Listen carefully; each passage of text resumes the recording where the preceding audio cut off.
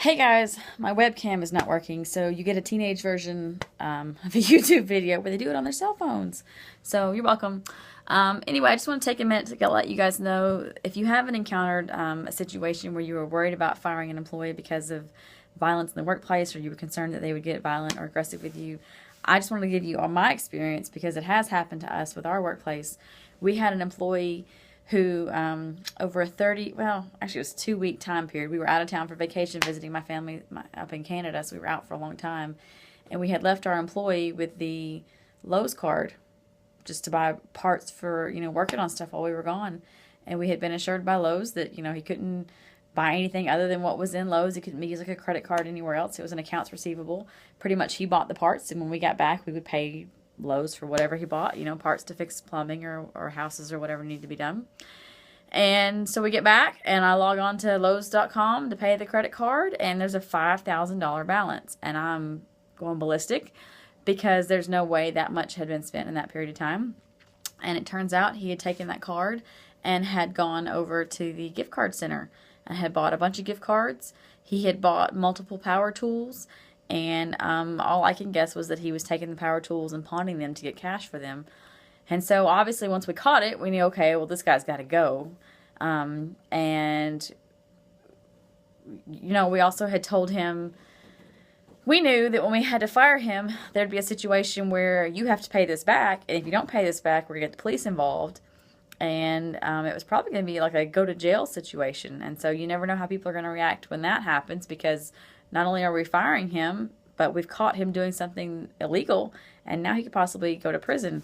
And so for us, what we ended up doing was we had a contact of someone that we knew that was on the police SWAT team.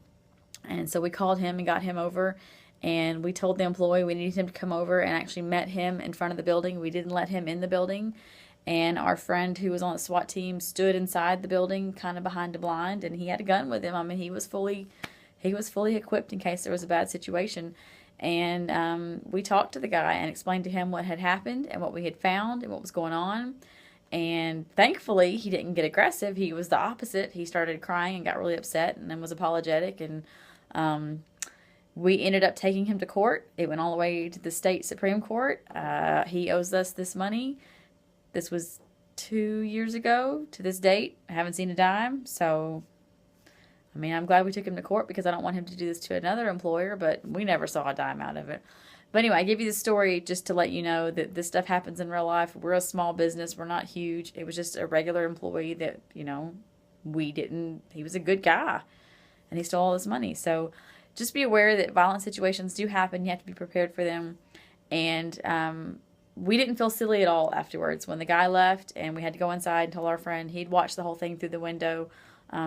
He didn't feel silly for being there, and we didn't feel silly for asking him, because it was better safe than sorry than something really bad happened. So I hope you are liking these the videos. This was not the best format, but sorry about that. But I hope you like the reading. I hope you're enjoying kind of, with this one we're working through.